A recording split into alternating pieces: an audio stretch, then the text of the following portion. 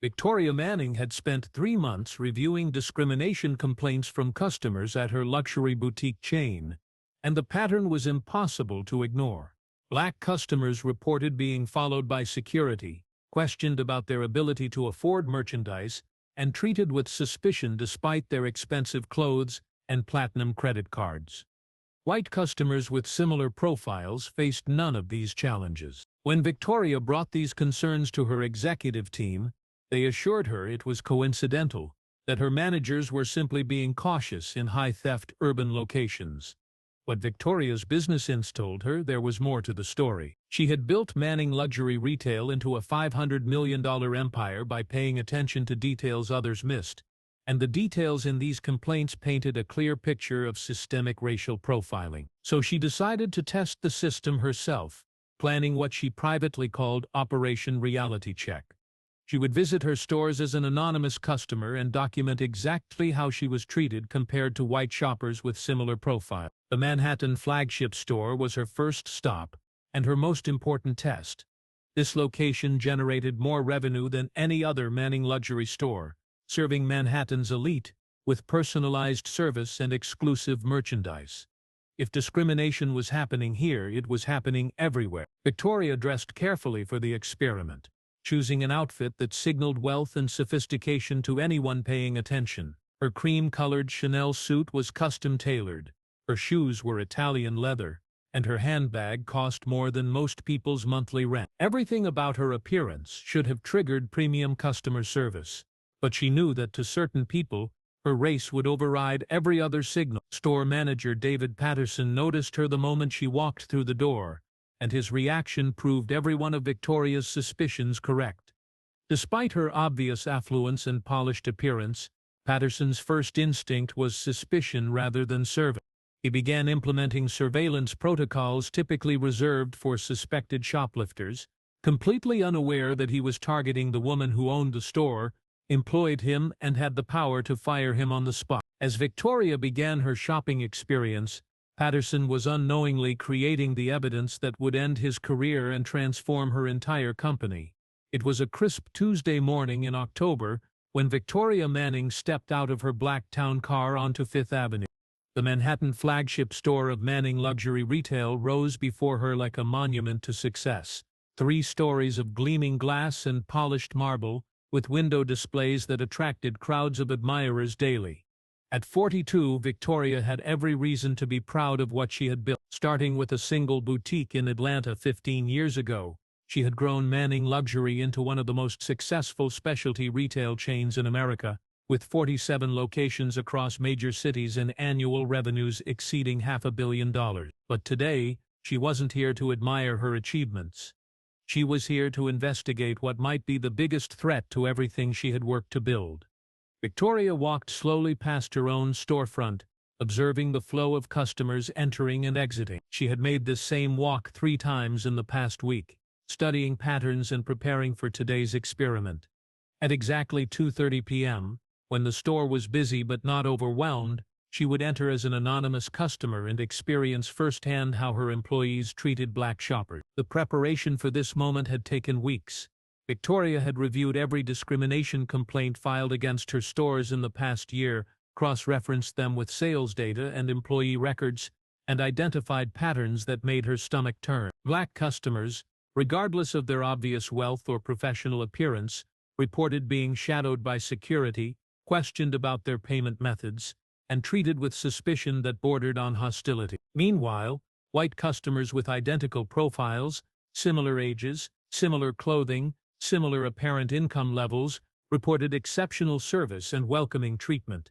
When Victoria initially presented these findings to her executive team, their responses had been predictably defensive. "These are isolated incidents," her VP of Operations had insisted.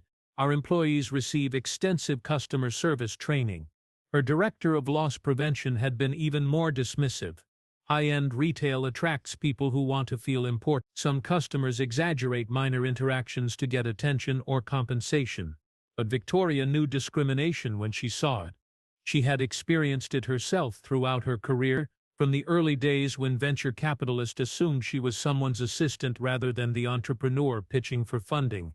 to more recent experiences where luxury hotel concierges treated her like an intruder despite her obvious wealth and professional status. Now she was going to prove that the same discrimination was happening in her own stores.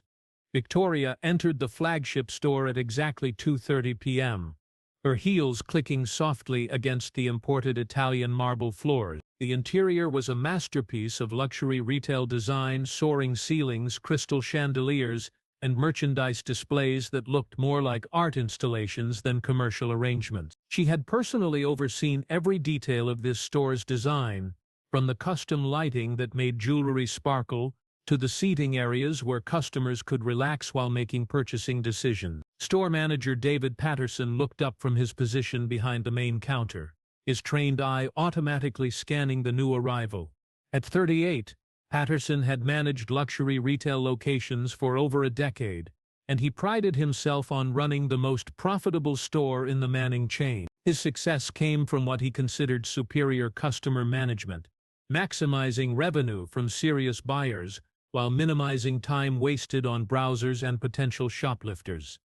The moment Patterson saw Victoria, his mental profiling system activated. Despite her obviously expensive clothing and confident bearing, his prejudices overrode his professional judgment. In his warped worldview, young black women in luxury stores fell into predictable categories: celebrities or athletes' wives who demanded excessive attention, social media influencers seeking photo opportunities without making purchases, or individuals whose presence might make real customers uncomfortable. Patterson's first action was subtle, but telling. He caught the eye of James Rodriguez, the store's security guard, and gave him a slight nod, the same signal he used to indicate that a customer required enhanced monitoring. James, a former police officer who had worked retail security for 5 years, understood the code immediately. He began positioning himself with clear sightlines to Victoria while trying to appear casual. Victoria noticed the exchange immediately. Her years of running retail operations had taught her to read employee body language and communication patterns. She had just witnessed the activation of discriminatory surveillance protocols in her own store, implemented by employees she trusted to represent her company's values. Moving with deliberate calm, Victoria began browsing the handbag section. She picked up a limited edition Hermes bag, priced at $8,500, examining it with the practiced eye of someone who understood both luxury goods and business operations. The craftsmanship was impeccable, the leather supple and perfectly finished. She had personally negotiated the exclusive arrangement that allowed Manning Luxury to carry these pieces. Sales associate Jennifer Walsh watched from a distance, making no move to offer assistance. Jennifer had worked in luxury retail for 7 years and considered herself skilled at identifying serious customers versus browsers. In her experience, black customers in this price range were usually just looking or seeking validation rather than making actual purchases. She decided to wait and see if Victoria actually showed interest in buying anything before investing time in customer service. But Victoria's behavior contradicted every stereotype Jennifer held. She examined the merchandise with obvious expertise, checking construction details and authenticity markers that only experienced luxury shoppers would notice. She handled the handbag with the confidence of someone accustomed to quality goods, not the tentative curiosity of a browser. Patterson continued monitoring from his position, growing increasingly concerned about what he perceived as suspicious behavior. Victoria was spending too much time with individual pieces, examining them too closely, and moving through the store with too much familiarity. In his prejudiced mindset, these were warning signs of someone planning to steal merchandise or document store layouts for future criminal activity.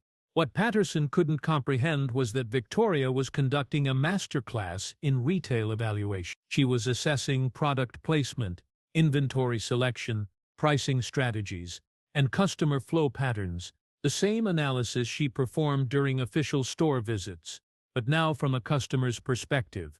As Victoria moved to the jewelry section, Patterson made his first major mistake. He approached sales associate Maria Santos and whispered instructions that would later be captured on the store's security cameras. Keep an eye on the black woman in the cream suit. Make sure she doesn't pocket anything small. Maria felt uncomfortable with the instruction, but didn't challenge her manager's authority.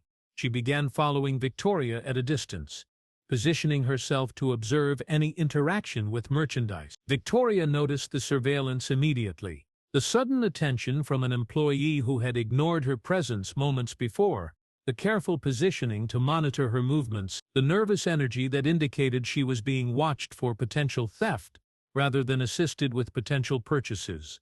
Victoria's anger built steadily, but she maintained her professional composure. This was exactly the kind of discrimination her customers had described: the assumption of criminal intent based solely on race, the aggressive monitoring disguised as loss prevention, the denial of basic customer service that white shoppers received automatically. To test her hypothesis further, Victoria moved to the evening wear section and selected a $12,000 gown to examine. The dress was stunning, hand-beaded silk with intricate detailing that justified the premium price. She held it up to herself in front of a mirror, a standard behavior for any customer considering such a significant purchase. Jennifer Walsh finally approached, but her demeanor was markedly different from the warm, attentive service Victoria had observed her providing to white customers earlier in the week. "Can I help you with something?" Jennifer asked, her tone polite but distant. "I'm interested in this dress," Victoria replied, matching Jennifer's professional tone. "Do you have it in a size 8? Jennifer hesitated, glancing toward Patterson for guidance. "Let me check our inventory system," she said, making no move toward a computer. "This is a very expensive piece. Are you familiar with this designer's sizing?" The question was loaded with assumptions. Jennifer was essentially asking whether Victoria could afford the dress and whether she understood luxury fashion sizing, questions that would never be posed to a white customer examining the same merchandise. Victoria maintained her composure, recognizing the microaggression for what it was. "Yes, I'm familiar with the designer. I'd like to see the size 8, please." Jennifer's reluctance was palpable. She clearly didn't believe Victoria was a serious customer, but she couldn't directly refuse to show merchandise without creating an obvious incident. "I'll need to get that from the back," she said. "It might take a few minutes." As Jennifer walked away, Victoria noticed that she stopped to speak with Patterson rather than heading to the stockroom. The two employees had a brief whispered conversation while glancing in Victoria's direction. Patterson's body language suggested he was giving instructions about how to handle the situation. Victoria decided to escalate her test. She selected 2 additional items, a designer handbag and a piece of jewelry, and brought them to the main counter. The total value of her selections exceeded $25,000, more than enough to establish her as a serious customer deserving premium service. Patterson approached the counter himself, his expression carefully neutral but his tone patronizing. "These are some beautiful pieces," he said, not moving to begin a transaction. "Are you shopping for a special occasion?" Again, the question carried implicit assumption. Patterson was fishing for information about Victoria's legitimacy as a customer, whether she had a specific need for luxury goods or was simply browsing beyond her means. "Yes," Victoria replied simply, offering no additional information. Patterson waited for elaboration that didn't come. "These items do require a significant investment," he continued, his tone becoming more pointed. "Would you like to know about our payment plans?" The suggestion was insulting on multiple levels. First, it assumed Victoria couldn't afford to pay for her selections in full. Second, it implied that someone like her would naturally need financing assistance for luxury purchases. Third, it demonstrated the kind of financial profiling that her complaint data had documented repeatedly. Victoria felt her professional composure beginning to crack, but she maintained her experimental approach. "I'll be paying in full," she said calmly. "Credit card." Patterson's skepticism was obvious. He had convinced himself that Victoria was either planning some kind of fraud or conducting an elaborate performance that would end with her inability to complete the purchase. "I'll need to see your identification," he said, preparing to scrutinize her credit card more carefully than company policy required. Victoria produced her credit card and driver's license, both bearing her real name, though she was confident Patterson wouldn't recognize her from corporate communication. He examined both documents with obvious suspicion, comparing her appearance to her ID photo and checking the credit card for signs of tampering or forgery. Manning, interesting last name, Patterson mused, not making the connection to his own employer. Is this your car? The question was the final straw. Patterson was essentially accusing Victoria of credit card fraud based solely on his racist assumptions about her ability to afford luxury goods. No white customer would face such interrogation regardless of their purchase amount. Victoria made her decision. The experiment had provided more than enough evidence of systematic discrimination. It was time to reveal who she really was. Yes, it's my card, Victoria said, her voice carrying a new authority that made Patterson pause. And this is my store. Patterson's expression shifted from suspicion to confusion. Excuse me? Victoria reached into her handbag and produced her business card, setting it on the counter between them. Victoria Manning, Chief Executive Officer, Manning Luxury Retail. This is my company, this is my store, and you work for me. The color drained from Patterson's face as he stared at the business card. The security guard stopped his surveillance. Jennifer Walsh, who had been hovering nearby, audibly gasped. Other customers and employees began turning toward the counter, sensing that something significant was happening. I've spent the last 3 months investigating discrimination complaints against this company, Victoria continued, her voice carrying the authority of someone accustomed to boardroom presentations. Today I came here to experience firsthand how you treat black customers. What I've witnessed in the past 30 minutes is exactly what those complaints described. Racial profiling, discriminatory surveillance, and treatment that assumes criminality based on skin color. Patterson tried to recover, his voice shaking. Ms. Manning, I was just following standard loss prevention protocols. Loss prevention protocols that target customers based on race. Victoria's tone was ice-cold. Protocols that assume black customers are thieves or fraudsters regardless of their obvious affluence. Protocols that deny basic customer service to people who look like me. The store had fallen silent. Customers stopped shopping to listen.